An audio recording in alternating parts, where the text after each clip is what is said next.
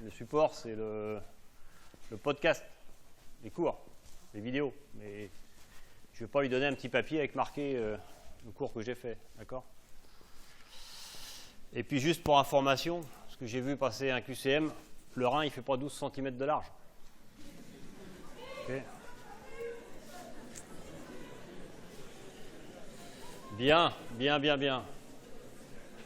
Alors, on va s'intéresser aujourd'hui aux nerfs crâniens. Les nerfs crâniens appartiennent au système nerveux périphérique. Vous allez voir qu'il y a 12 paires de nerfs crâniens. On va les numéroter de 1 à 12 dans le sens crânio-caudal, c'est-à-dire de haut en bas. Tous ces nerfs sont des nerfs qui partent du système nerveux central et qui vont quitter le crâne par des orifices qui sont dédiés. Ça, c'est pour les nerfs moteurs. Ou ce sont des nerfs qui rentrent dans le crâne par des orifices dédiés pour aller rejoindre le système nerveux central. Ça, c'est pour les nerfs sensitifs et sensoriels. Et on va commencer par la première paire des nerfs crâniens, ce sont les nerfs olfactifs. 2 nerfs olfactifs. Et pour les représenter, on va dessiner une vue de profil de la base du crâne.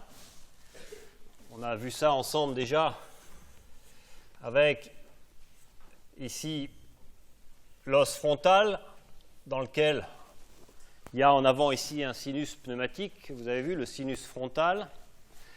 La base du crâne est composée par un os extrêmement fin qui va séparer l'étage intracrânien des fosses nasales et cet os se termine par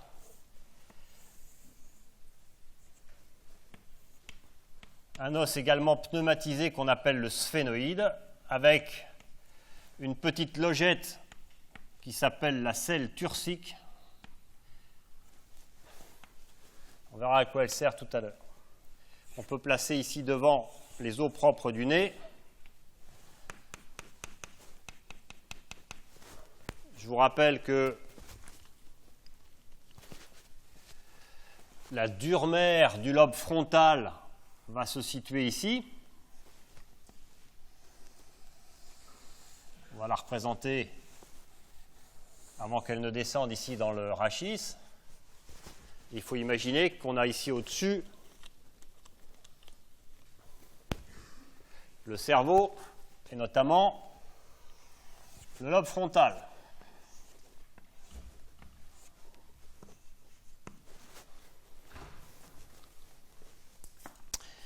Eh bien, les nerfs olfactifs ou première paire des nerfs crâniens ont leur origine dans la muqueuse des fosses nasales au niveau d'un neuroépithélium à la partie supérieure des fosses nasales.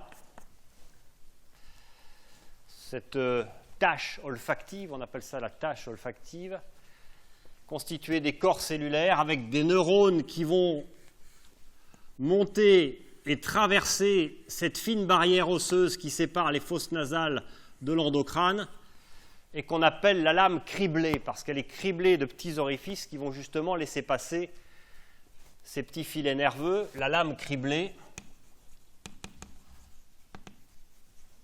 Et l'os en question s'appelle l'ethmoïde. C'est la lame criblée de l'ethmoïde.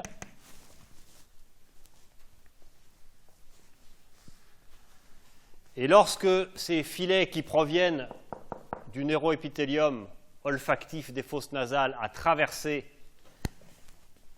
cette lame criblée, eh bien, ils vont rejoindre ce qu'on va appeler le tractus olfactif qui repose au-dessus de la lame criblée dans une gouttière qu'on appelle la gouttière ethmoïdale au niveau de la base du crâne. Le bulbe olfactif. C'est lui qui constitue la première paire des nerfs crâniens. Vous avez un bulbe olfactif droit et un bulbe olfactif gauche, un de chaque côté de la ligne médiane.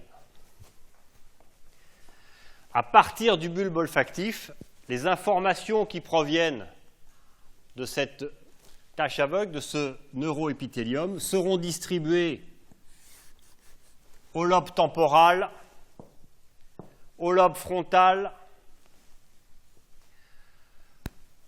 au système mémoriel.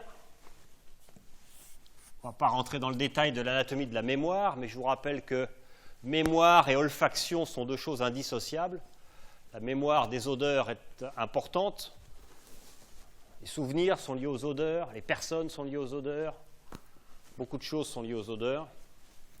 On ne sait pas très bien en réalité quelle est la connexion exacte de ce système olfactif avec le système nerveux central. Retenez lobe temporal, lobe frontal, système mémoriel et également cortex qui intervient dans cette prise en charge. Le rôle des nerfs olfactifs, c'est bien sûr la transmission des odeurs. L'atteinte des nerfs olfactifs est responsable de ce qu'on appelle l'anosmie, c'est la perte des odeurs. L'anosmie. Qu'est-ce qui va donner une anosmie? Deux choses essentiellement. Les tumeurs qui se développent au niveau de la base du crâne. Une tumeur ici, développée à partir de l'étage antérieur de la base du crâne, sera responsable d'une anosmie. C'est souvent le mode de révélation. Et la deuxième cause la plus fréquente, ce sont les traumatismes crânio-faciaux. Les traumatismes de la face ont une séquelle importante, une conséquence importante, c'est souvent l'anosmie post-traumatique. L'anosmie est un vrai handicap social. Ne plus sentir les odeurs, c'est associé également à une agueusie, parce que le nerf olfactif et les odeurs interviennent également dans la sensation du goût. Et donc l'anosmie et la gueusie sont deux handicaps importants et à ne surtout pas négliger dans la vie sociale des patients. Quand on va opérer une tumeur de la base du crâne, de l'étage antérieur, il faut toujours s'assurer avant l'intervention de l'état de cette première perte des nerfs crâniens. Est-ce que les patients sont ou ne sont pas anosmiques? S'ils le sont après l'intervention et que vous ne savez pas s'ils l'étaient avant, c'est pour vous. Ça sera considéré comme une conséquence chirurgicale. Les nerfs olfactifs. La lame criblée, retenez également, vous le reverrez un petit peu plus tard, est extrêmement fine.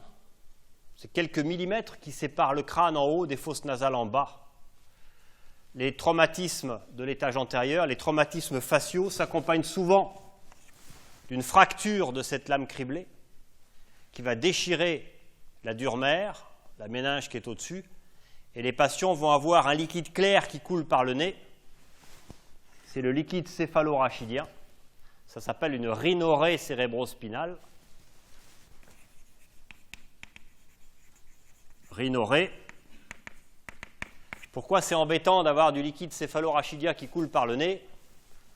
Parce que le liquide céphalorachidien, c'est stérile, c'est ce qui entoure le cerveau, ça fait très mauvais ménage avec la crotte de nez. Et le risque, bien sûr, c'est l'infection bactérienne qui va remonter par cette fuite et la méningite, conséquence donc d'un traumatisme crânio-facial avec l'écoulement de LCR par la fracture de la base, par la lame criblée qui est très fine. Il y a là une frontière, encore une fois, très ténue entre ce qui se passe dans le contenu intracrânien et les fosses nasales. Les ORL qui font des explorations endoscopiques avec une petite caméra par le nez pour aller enlever les tumeurs des fosses nasales ou de l'ethmoïde, quand ils n'ont pas trop d'expérience, de temps en temps, ils passent la lame criblée, ils arrivent dans le cerveau. Comme ils ne connaissent pas bien le coin, ils sont parfois un peu emmerdés. Ils font des prélèvements en pensant qu'il y a une tumeur dans le nez, on leur répond cerveau normal, ce qui est assez déplaisant pour le patient surtout. Puis pour le chirurgien après qui doit corriger les bêtises. On peut passer facilement à travers cette lame criblée. Deuxième paire des nerfs crâniens, les nerfs optiques. Pour représenter les nerfs optiques, on va dessiner l'endocrâne, une vue supérieure de l'endocrâne.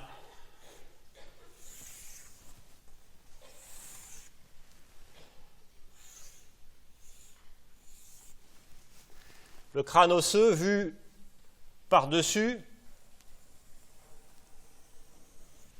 On coupe la calotte crânienne, on pose à côté, on ne regarde pas en haut. D'accord? On a enlevé le cerveau. On va trouver en avant les orbites avec les globes oculaires.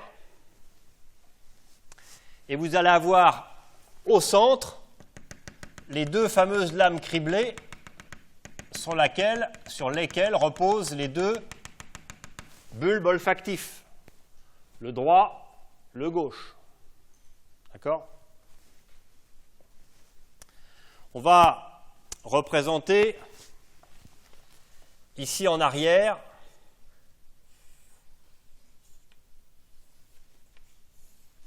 une partie du tronc cérébral, la partie haute, qui s'appelle le mésencéphale. On va mettre de chaque côté ici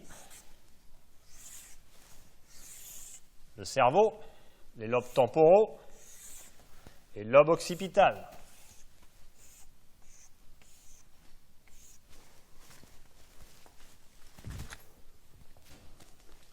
Voilà ici le lobe temporal droit et en arrière le lobe occipital.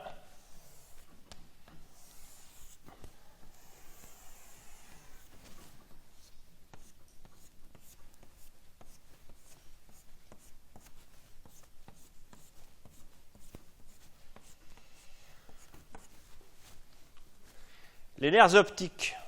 Les deux nerfs optiques naissent à la face postérieure du globe à partir de la rétine.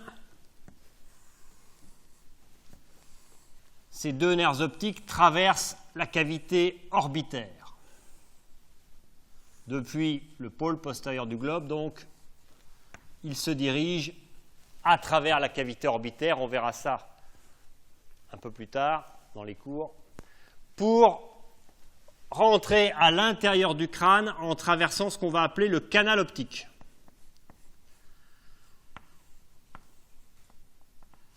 Ce nerf optique, qui était initialement intra-orbitaire, va se trouver, en ayant traversé le canal optique, intracrânien. Et dans le crâne, les deux nerfs optiques vont se réunir pour former une structure qu'on appelle le chiasma des nerfs optiques. Chiasma, ça veut dire la croix. Vous avez vu ça en physique. Le chiasma des nerfs optiques. Je vous montrerai tout à l'heure, si on a le temps, un chiasma en vue opératoire. Le chiasma des nerfs optiques, les deux nerfs se réunissent pour former le chiasma. On verra que le chiasma, il est situé juste au-dessus de la selle turcique et d'une glande qu'on appelle l'hypophyse.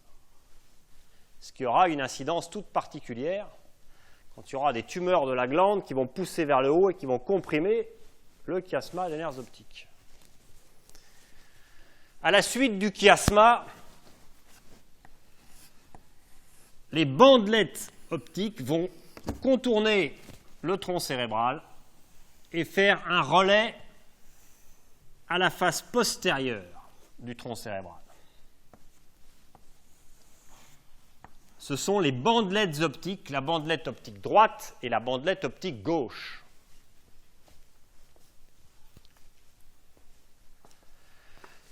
Et à partir de ce relais dans le tronc cérébral,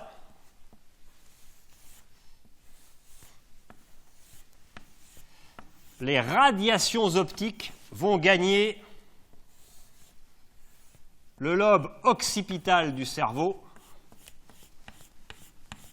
et un sillon particulier qu'on appelle le sillon calcarin du lobe occipital. Ce sont les radiations optiques qui gagnent le lobe occipital, qui est le lieu d'intégration des informations visuelles, les radiations optiques, qui gagnent un sillon qui s'appelle le sillon calcarin du lobe occipital. Voilà la systématisation des voies visuelles. Les nerfs optiques, deuxième paire des nerfs crâniens, ça va de la partie postérieure du globe à l'insertion chiasmatique. C'est ça un nerf optique, avec un nerf optique intra-orbitaire et un nerf optique intracrânien. Le reste, c'est la suite de la systématisation des voies visuelles.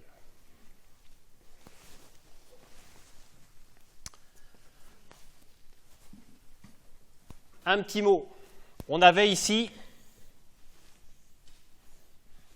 l'étage antérieur de la base du crâne, le sphénoïde. Je vous ai dit qu'il y avait une petite logette de profil qui s'appelle la selle turcique. Dans la selle turcique, il y a une glande importante qui s'appelle l'hypophyse, qui vient du cerveau et en particulier du diencéphale, et qui va reposer dans cette logette. Eh bien, au-dessus de cette glande va se trouver le chiasma des nerfs optiques. Imaginez ce qui va se passer en cas de développement d'une tumeur de l'hypophyse. Eh bien, le chiasma des nerfs optiques va se retrouver en situation un peu compliquée. Ça va soulever les voies visuelles, c'est le mode de révélation des tumeurs de l'hypophyse, les anomalies du champ visuel. Vous avez vu en physique ce que donnaient les différentes atteintes des voies visuelles. Pour ce qui concerne la deuxième paire des nerfs crâniens, une atteinte d'un nerf optique donne une cécité unilatérale. L'atteinte du nerf optique droit donnera une cécité droite. L'atteinte, vous l'avez vu, du chiasma donne un syndrome chiasmatique. C'est ce que vous avez appelé en cours une hémianopsie bitemporale. On ne voit pas sur les côtés. Et l'atteinte des bandelettes optiques ou l'atteinte des radiations optiques donne ce qu'on appelle une hémianopsie latérale homonyme. Je vous renvoie à votre cours de physique. Quand vous voyez ce schéma-là, vous voyez qu'une tumeur dans l'orbite va entraîner une atteinte de la deuxième paire des nerfs crâniens, avec éventuellement une cécité.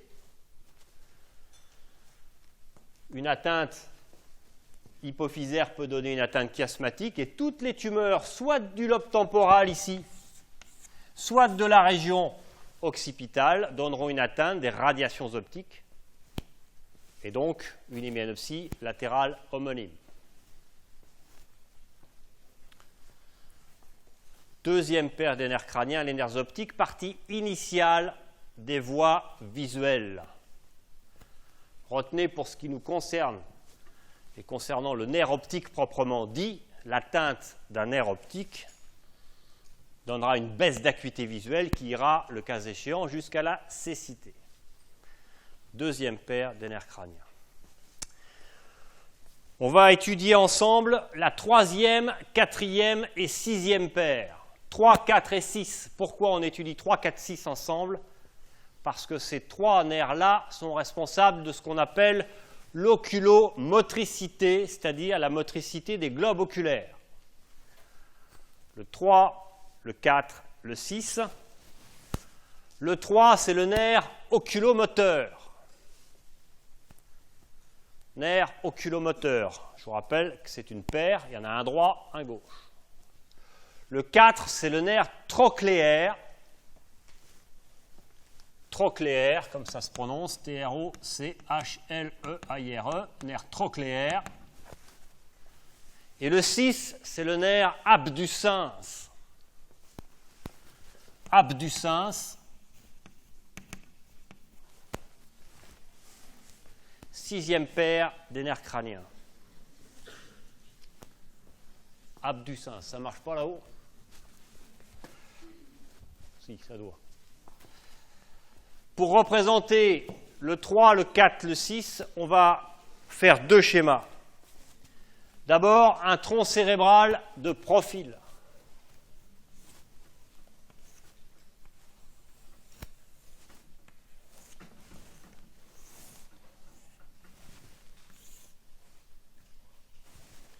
Tronc cérébral avec le mésencéphale, le pont, la moelle allongée ou bulbe.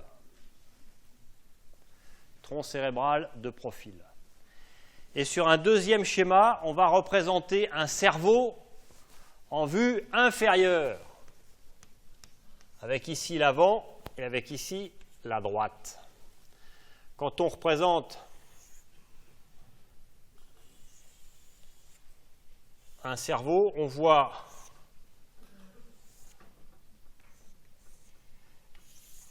le tronc cérébral avec le pont qui est la partie la plus volumineuse, la plus joufflue, la moelle allongée en dessous, au-dessus le mésencéphale qui est formé de deux parties,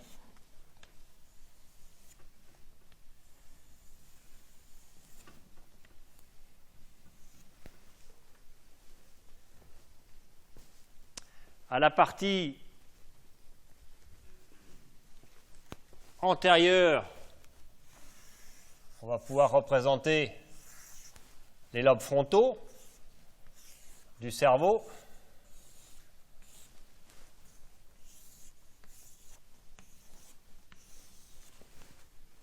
On regarde encore une fois le cerveau en vue inférieure. Et on aura un peu derrière les lobes temporaux, lobe temporal droit, lobe temporal gauche, et tout à fait derrière le cervelet. On va placer tout de suite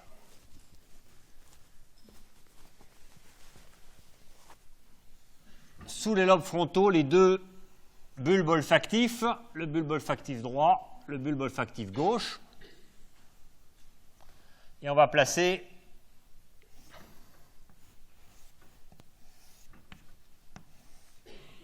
le chiasma des nerfs optiques.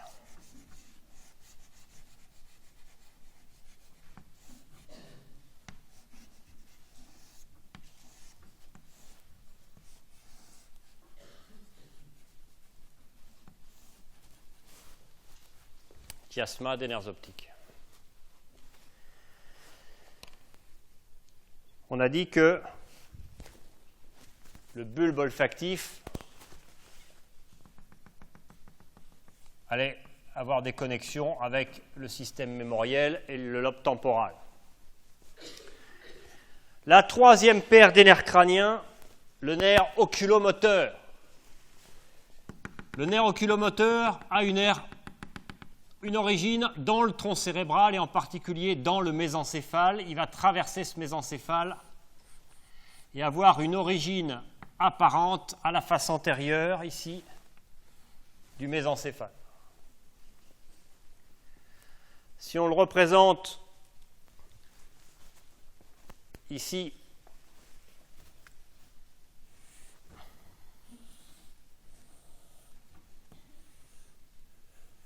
sur la vue inférieure du cerveau, il arrive du mésencéphale à droite et à gauche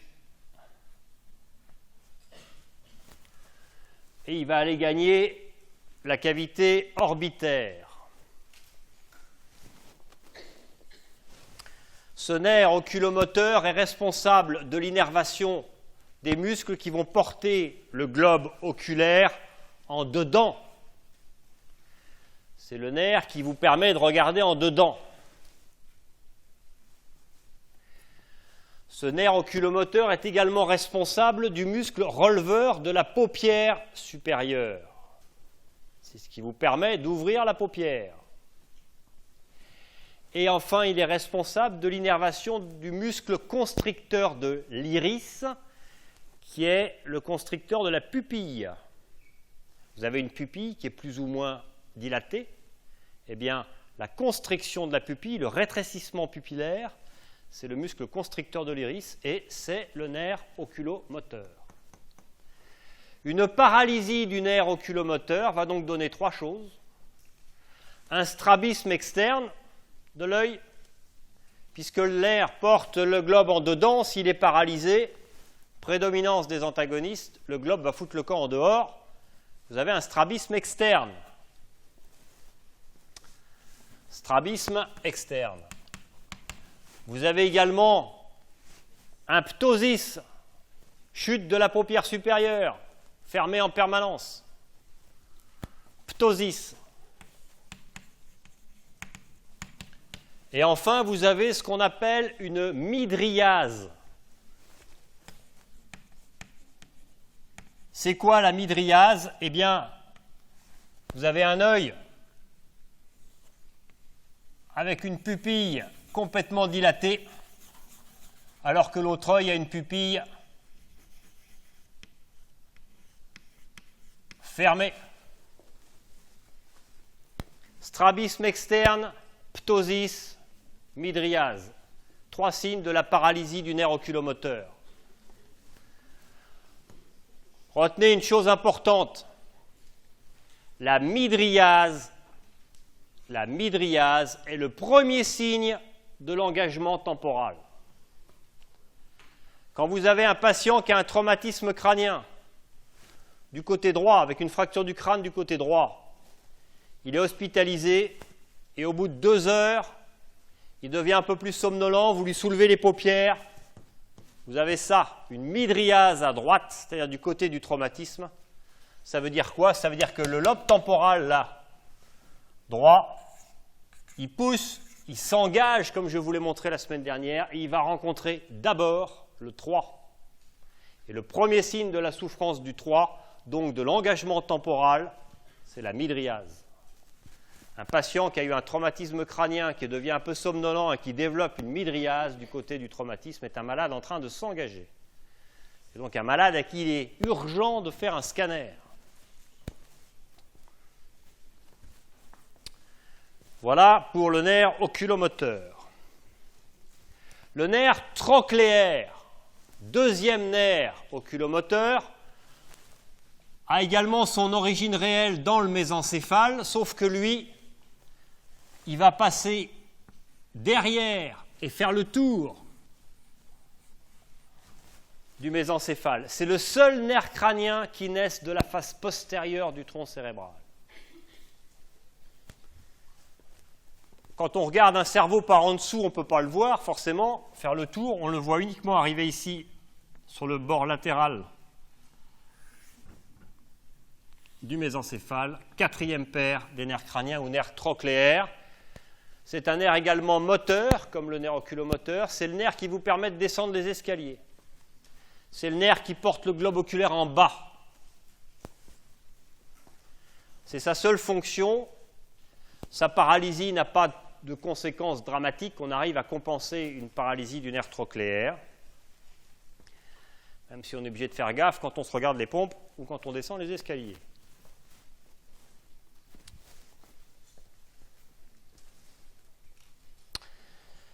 Le nerf abducens, enfin, troisième nerf de l'oculomotricité. Il a également son origine réelle dans le tronc cérébral au niveau du pont. Il traverse le pont et il a son origine apparente ici, au niveau de ce qu'on appelle le sillon ponto-bulbaire, entre le pont et la moelle allongée. Et il va remonter en avant pour aller rejoindre également, comme le 4 et comme le 3, la cavité orbitaire.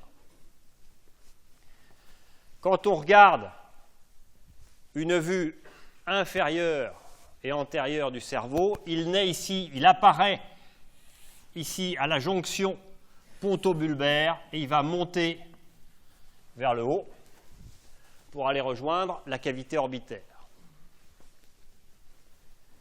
Le nerf abducens porte le globe oculaire en dehors.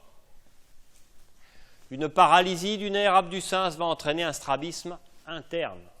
Le globe va être dévié en dedans, par prédominance des antagonistes évidemment. Le strabisme interne.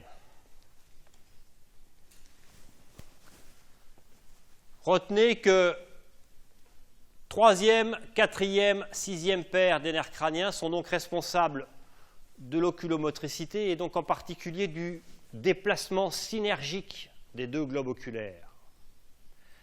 Le premier signe d'atteinte, même incomplet, d'un nerf oculomoteur, ça sera ce qu'on appelle une diplopie. Dès qu'il y aura une atteinte d'un nerf oculomoteur, vous verrez double. C'est une diplopie. Si les globes oculaires ne se déplacent pas de façon parfaitement synergique, dès qu'il y a un petit décalage, il y aura un problème. C'est la diplopie.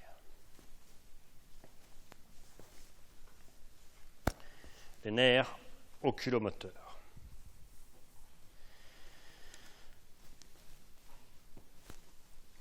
La 5e paire des nerfs crâniens, c'est le nerf trijumeau. Le nerf trijumeau, 5e paire des nerfs crâniens. Le nerf trijumeau, qui est le plus gros des nerfs crâniens,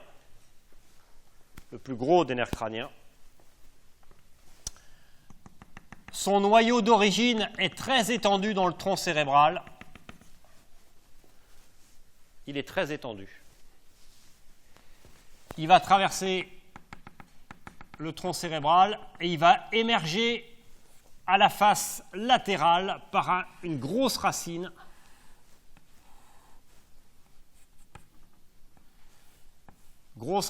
le nerf trijumeau.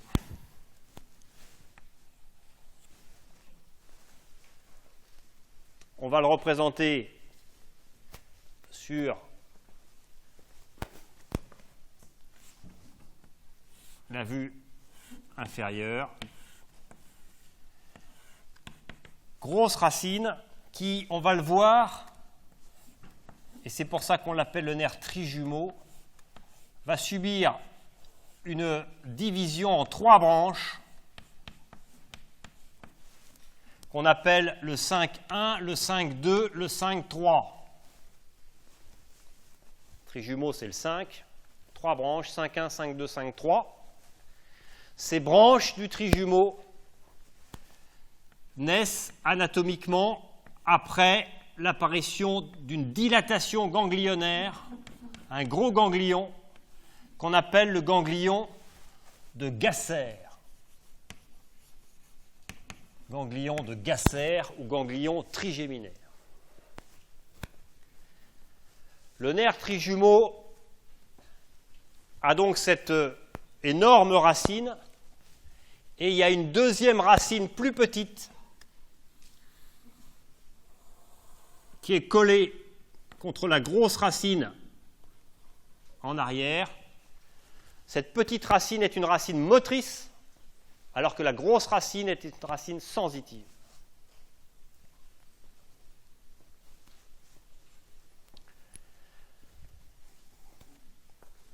On va représenter schématiquement un hémicrâne droit en vue supérieure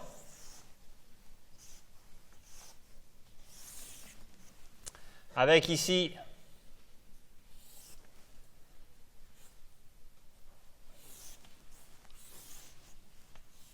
avec une forme en pyramide, l'os du rocher qui constitue l'os de la tempe, de la région de la tempe, avec ici la cavité orbitaire. On place ici le tronc cérébral et en particulier le pont, et on place ici derrière le cervelet.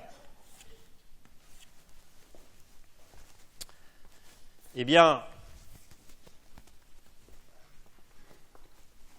Voilà ici le pont. Et voilà ici derrière le cervelet. On vient de voir le trijumeau, 5e paire des nerfs crâniens, qui naît de la face latérale du pont, qui va se diriger vers l'avant, qui va croiser ici le rocher, où il va présenter sa grosse dilatation ganglionnaire, et se diviser en 3 branches, 5,1, 5,2, 5,3.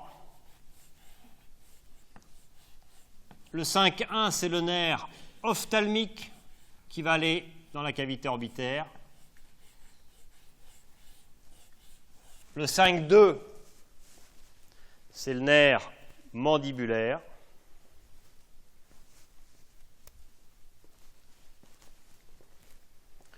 « 5,3, racine maxillaire.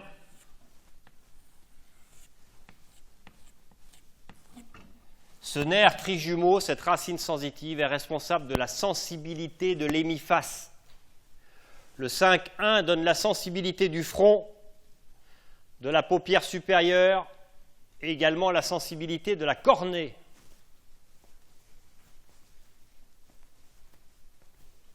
Sensibilité cornéenne. Le 2e, le nerf maxillaire, donne la sensibilité de la pommette, de l'aile du nez et de la lèvre supérieure. Alors que le 5,3, nerf mandibulaire, mandibule, donnera la sensibilité de la joue en dessous, du menton, de la lèvre inférieure.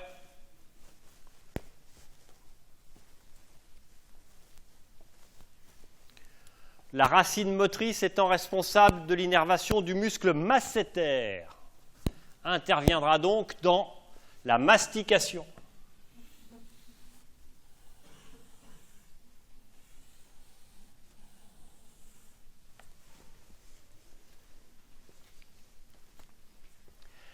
Une atteinte du nerf trijumeau va donner des troubles de la sensibilité de la face, ce qu'on appelle une hypoesthésie. Les gens ont la sensation d'une peau cartonnée, d'une joue cartonnée. Ils se mordent la joue, ils ne sentent pas l'intérieur. Ils ne savent pas qu'ils ont des troubles de la sensibilité de la cornée. Ils mettent des lentilles et ça finit par provoquer des ulcères de cornée. Des lésions de la cornée parce qu'il n'y a plus de sensibilité cornéenne. Enfin, retenez qu'il y a dans le cerveau, mais vous verrez ça plus tard, des artères qui se baladent dans le liquide céphalorachidien. Et bien, de temps en temps, il y a une artère qui repose sur le tronc du nerf trijumeau, et chaque battement systolique de l'artère va provoquer des lésions du nerf trijumeau. Ça donne des douleurs fulgurantes dans l'hémiface, ce qu'on appelle la névralgie faciale, qui sont des douleurs de nature suicidaire. Les personnes âgées se suicident à cause de ces névralgies faciales qui sont absolument épouvantables, qui sont des douleurs aiguës qui surviennent brutalement par éclair dans la face, pour lesquelles il n'y a pas grand-chose à faire, et qu'on traite chirurgicalement en passant dans le crâne par derrière, le long du cervelet, et en allant interposer entre l'artère et le tronc du nerf un fragment musculaire ou un petit fragment de dacron, peu importe, pour éloigner l'artère du nerf et laisser la réparation se faire pour faire disparaître ces douleurs. La névralgie du trijumeau, vous verrez ça, douleur terrible qui nécessite un traitement en urgence. Nerf trijumeau, sensibilité de l'hémiface et participation à l'activité massétérique. 7e paire des nerfs crâniens. 7e paire des nerfs crâniens, le nerf facial. Le nerf facial a son origine à côté du noyau d'origine du nerf abducens et il va émerger également au niveau du sillon entre le pont et la moelle allongée. Le nerf facial. On va voir qu'il a un trajet qui est très latéral.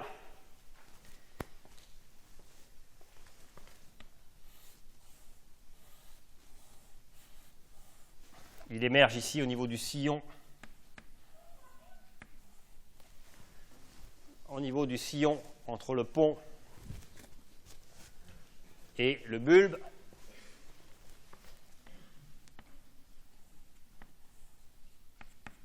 Et il va se diriger latéralement de chaque côté. Et on va le retrouver au niveau de cette vue supérieure. Il se dirige latéralement et il va rentrer dans le rocher au niveau d'un canal qu'on appelle le conduit auditif interne. Il rentre dans le conduit auditif interne du rocher. Là, il va avoir un trajet tout à fait tourmenté, peu importe, on verra ça avec l'oreille la semaine prochaine. Et il va aller rejoindre l'hémiphase correspondante, où là, il sera responsable non pas de la sensibilité de l'hémiphase, ce qui est le rôle du trijumeau, mais il sera responsable de la motricité de l'hémiphase, ce qui vous permet de fermer votre œil, de sourire, de contracter les muscles de la face, d'avoir une mimique, un tonus facial. C'est le nerf facial, motricité de l'hémiphase correspondante, innervation de tous les muscles de l'hémiphase correspondante. Si vous avez une atteinte du nerf facial, éventuellement par une tumeur qui va se développer dans cette région-là, vous aurez ce qu'on appelle une paralysie faciale. Vous ne pourrez plus fermer votre œil parce que le muscle orbiculaire est paralysé. Vous ne pourrez plus fermer votre œil. Vous ne pourrez plus contracter la commissure labiale. Donc quand vous sourirez, ça foutra le camp du côté sain. Et vous voyez que si vous avez du même côté une paralysie faciale qui vous empêche de fermer votre œil et une atteinte du trijumeau qui enlève la sensibilité de la cornée, vous aurez un œil ouvert qui n'a plus de sensibilité et donc nécessairement vous développerez un ulcère de cornée, qui est le grand risque de cette atteinte des nerfs crâniens. Pourquoi est-ce qu'on ferme l'œil et pourquoi est-ce qu'on a des larmes ? La fermeture automatique de la paupière, des centaines de fois par minute, permet de passer un film de larmes devant la cornée, de la maintenir humide et d'éviter les ulcères, les ulcérations de la cornée. Si vous gardez l'œil ouvert, qu'il n'y a plus de larmes dessus et que vous ne pouvez plus le fermer, vous allez développer des atteintes graves de la cornée. C'est ce qu'on appelle la kératite neuroparalytique.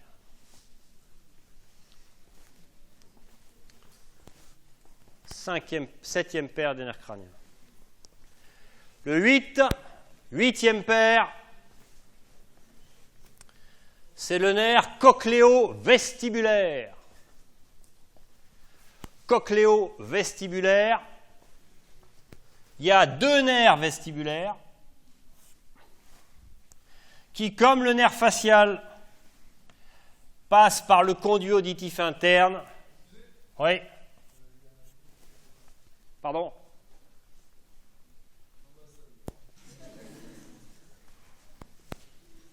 Deux nerfs vestibulaires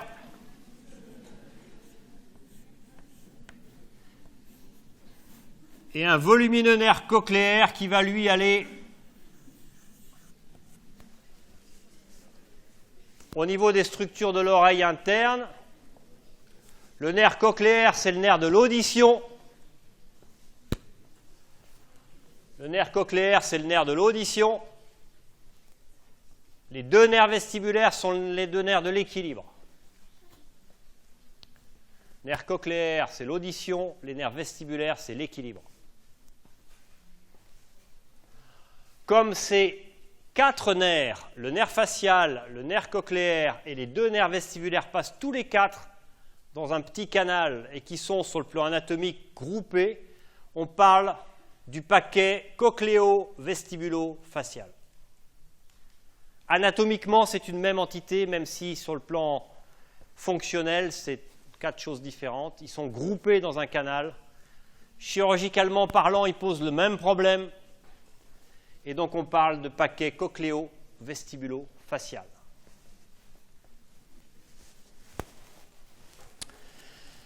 Enfin, le 9, le 10 et le 11, 9, 10 et 11, ce sont des nerfs qu'on groupe sous le terme de nerfs mixtes. Ce sont les nerfs crâniens inférieurs, les plus bas situés. On va juste compléter ici avec le 8 et les 2 vestibulaires. Ça, c'est le paquet cochléo-vestibulo-facial.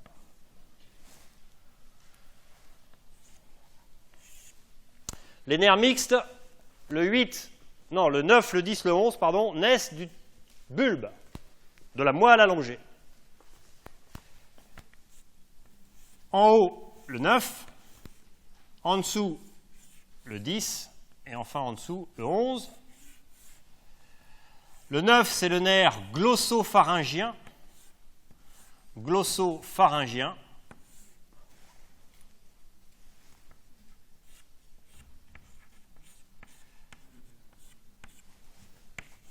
Glossopharyngien.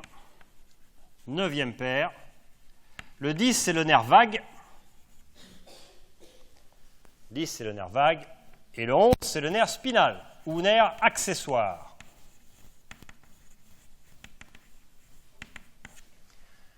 Le glossopharyngien, le vague et l'accessoire. Le glossopharyngien, c'est quoi? C'est un nerf qui va donner la sensibilité et la motricité du pharynx. Sensibilité, motricité du pharynx.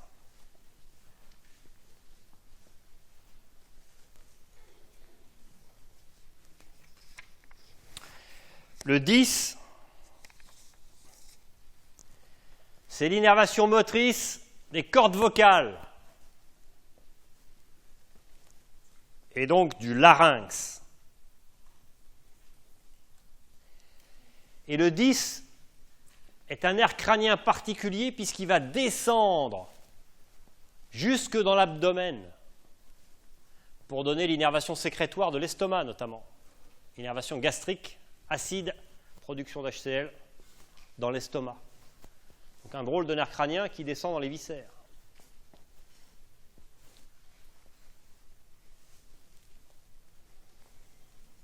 Il a également une participation à l'innervation viscérale du cœur et des poumons, vous verrez ça plus tard. Donc il a une participation viscérale.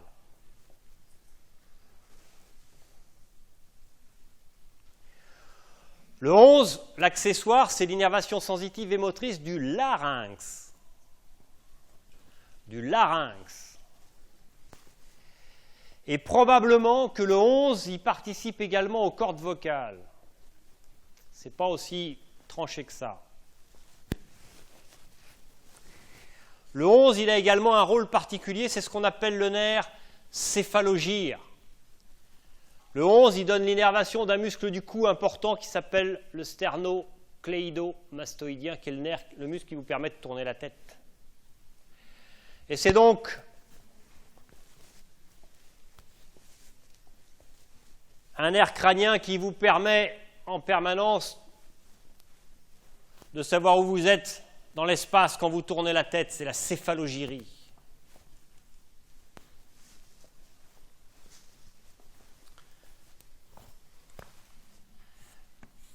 Le 9, le 10, le 11. On ne peut pas le voir ici sur une vue supérieure puisqu'il va se situer tout en bas. Les paralysies des nerfs mixtes,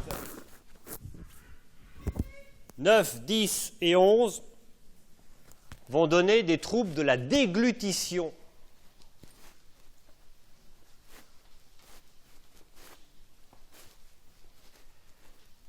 Troubles de la déglutition.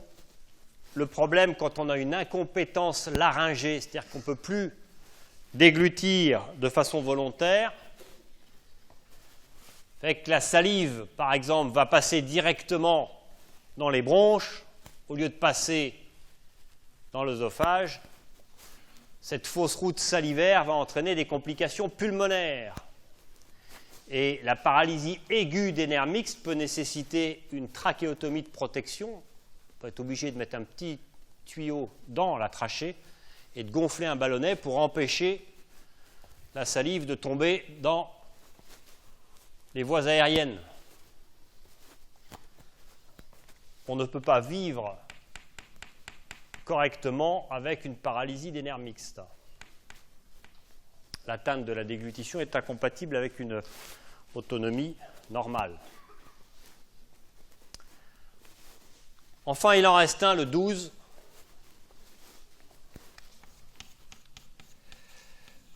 Le 12, c'est le nerf hypoglosse, nerf moteur de la langue. Le nerf moteur de la langue qui naît également du bulbe, responsable de l'innervation motrice de la langue, joue un rôle important dans la déglutition, un rôle important également dans la phonation.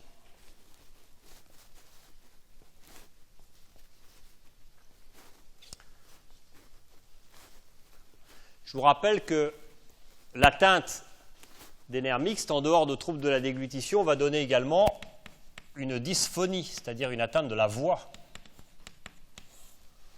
Une dysphonie.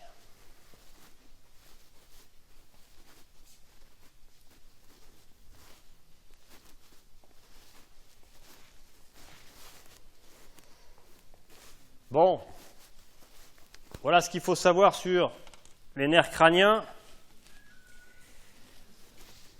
Il est là encore, Karl ?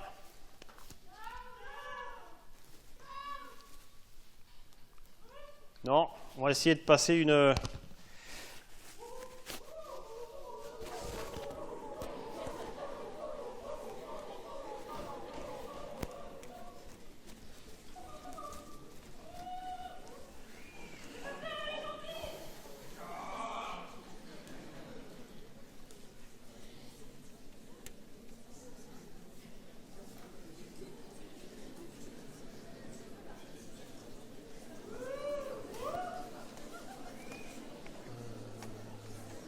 C'est bon. Alors.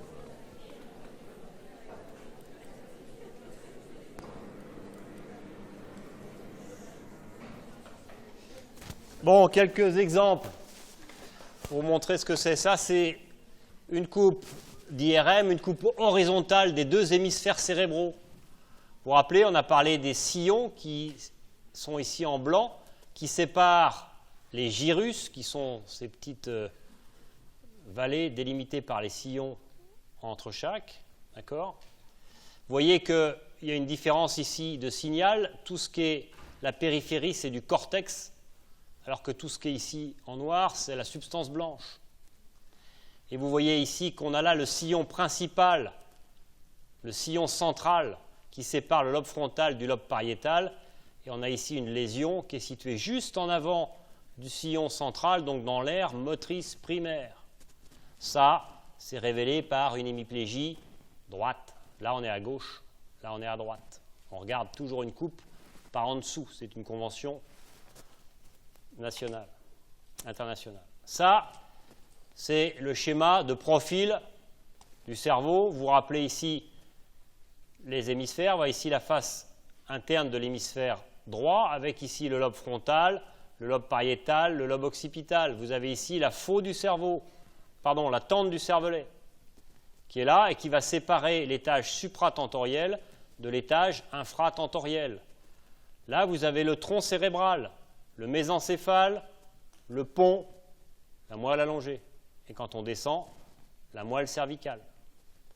Cet orifice-là, c'est l'orifice qui fait communiquer la cavité intracrânienne avec le rachis, c'est le foramen magnum. Là, vous avez le cervelet. D'accord? Donc, je vous ai expliqué que quand il y avait quelque chose qui se passait ici dans le cervelet, ça allait pousser le cervelet dans le trou ici et provoquer un conflit entre le bulbe ou moelle allongée et l'os. Vous avez ici une tumeur qui n'a rien à faire là.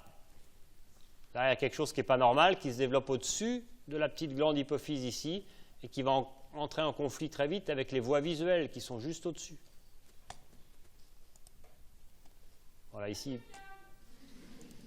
Voilà, chirurgicalement parlant, ce que je viens de vous montrer, deux nerfs optiques, le nerf optique gauche, le nerf optique droit, les deux se réunissent pour former le chiasma. D'accord? Ça, c'est les voies visuelles intracrâniennes. Là, on aura le nerf optique orbitaire. D'accord? Ça, c'est l'entrée du canal optique. Ça, c'est l'entrée vers l'avant dans l'orbite. D'accord? Ça, c'est une autre vue de profil, une autre vue sagittale pour montrer ici, sous la tente du cervelet, une lésion dans le cervelet.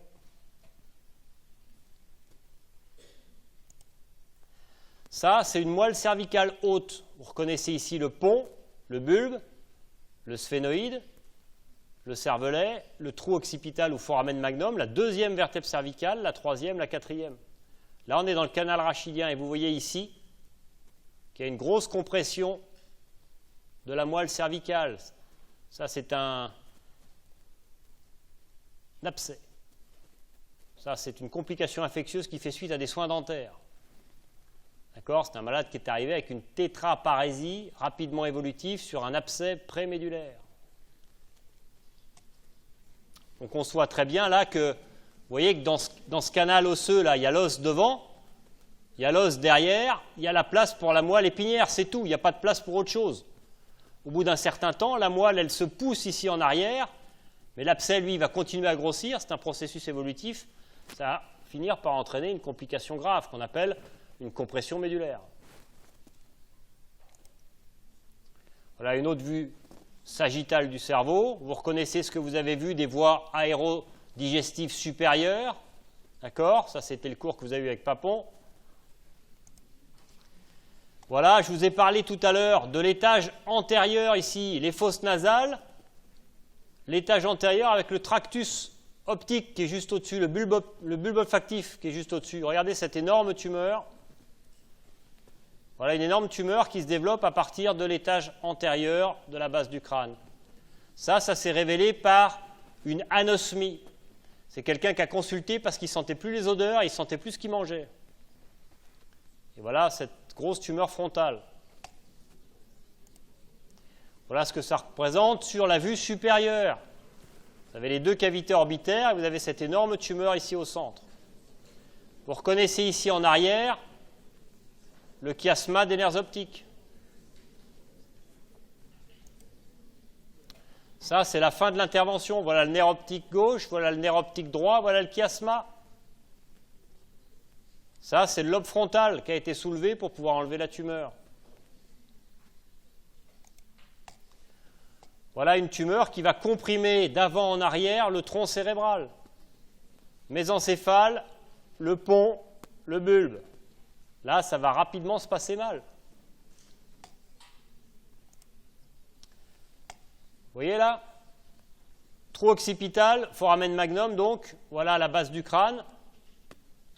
Voilà, deuxième vertèbre cervicale. Voilà le pont, le bulbe qui essaie de se trouver un passage pour descendre dans le rachis à cause de cette énorme tumeur-là. Ça ne peut pas bien se passer non plus. Ça, c'est ce que ça représente anatomiquement chez ce malade. Voilà ici le bulbe qui est complètement refoulé par cette tumeur-là qui est ici. Et ce que vous voyez ici, là, ce sont les premières racines spinales cervicales. Et ça, ce sont les vaisseaux qui rentrent dans le crâne. Là, on commence l'exérèse ici, et là, c'est la fin de l'intervention. Voilà la fin de l'intervention. Voilà une tumeur orbitaire qui va entraîner une cécité droite. Mode de révélation de cette lésion, une cécité progressive du côté droit. Vous voyez une cavité orbitaire normale avec un nerf optique normal ici. Là, il y a une grosse patate dans la cavité orbitaire. Voilà la même chose. Ça, c'est le conduit auditif interne. Voilà ici le pont et le cervelet derrière. Vous voyez qu'il y a une tumeur ici qui va poser un problème avec ce fameux paquet cochléo-vestibulo-facial. Voilà ici le nerf cochléaire, voilà ici le nerf facial, il va y avoir un problème. Voilà ici le gros nerf trijumeau qui naît de la face latérale du pont. Il va y avoir un problème avec ça.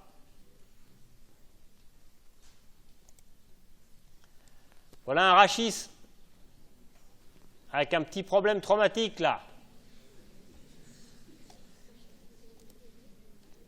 Réparation.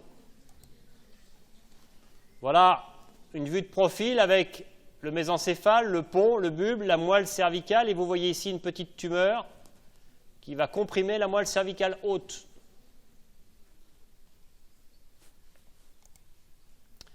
Voilà une tumeur dans le canal vertébral au niveau thoracique cette fois-ci qui va entraîner une compression médulaire lente. Vous voyez qu'un canal rachidien c'est étroit, il n'y a pas beaucoup de place et c'est inextensible. Il n'y a pas de place pour tout ça. Au bout d'un moment, il va y avoir un conflit entre le contenant et le contenu. Vous vous rappelez le petit bonhomme qu'on a couché sur le cortex avec les différentes régions corticales de l'homunculus de Penfield? Voilà une tumeur de la face médiale de l'hémisphère qui entraîne une hémiplégie de l'autre côté à prédominance crurale, qui prédomine sur le pied et sur la jambe. Le petit bonhomme, il est là, le pied, la jambe, le tronc, la face, la main, etc. D'accord? Là, c'est la région prédominante du membre inférieur. Voilà cette tumeur sur une vue de profil. Voilà une tumeur qui va se révéler par une anosmie au niveau de l'étage antérieur. Le bulbe olfactif, il est dedans, là. Et ça va s'associer également à des troubles du comportement par une atteinte progressive des lobes frontaux qui interviennent dans l'attention, la concentration, le comportement. Voilà une tumeur maligne, ça c'est un cancer primitif du cerveau, lobe frontal. Voilà une petite tumeur bénigne qui se développe juste au niveau du sillon central, dans l'aire motrice primaire. Ça se révèle par une hémiplégie progressive du côté controlatéral. Voilà une lésion dans le pont. Lésion dans le tronc cérébral. Voilà une hernie discale cervicale qui va comprimer la moelle cervicale.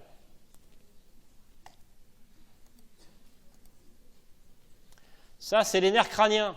Voilà l'aspect que ça a quand on regarde à l'intérieur d'un crâne. Vous avez ici un nerf facial. D'accord? Et vous avez ici, regardez, un nerf trijumeau avec une artère dont je vous parlais tout à l'heure qui va progressivement entraîner un contact délétère avec le nerf. D'accord? C'est ça le conflit entre l'artère, le vaisseau qui est juste au contact du nerf.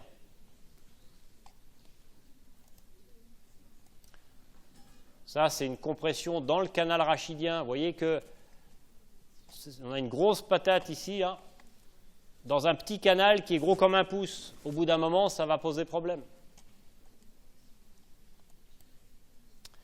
Voilà une tumeur de la glande hypophyse qui va pousser vers le haut et comprimer les voies visuelles. Voilà de face. Vous voyez le chiasma des nerfs optiques qui est là? C'est comme le chapeau de bécassine, là. Il est complètement soulevé par la tumeur. Ça, c'est toujours le même mode de révélation.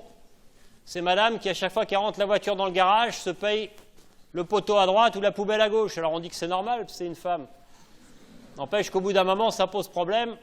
on fait un bilan visuel, elle a une hémianopsie bitemporale, elle ne voit pas ce qu'il y a à droite, elle ne voit pas ce qu'il y a à gauche, et on lui découvre une tumeur de l'hypophyse. Voilà une tumeur qui va comprimer la partie gauche du chiasma.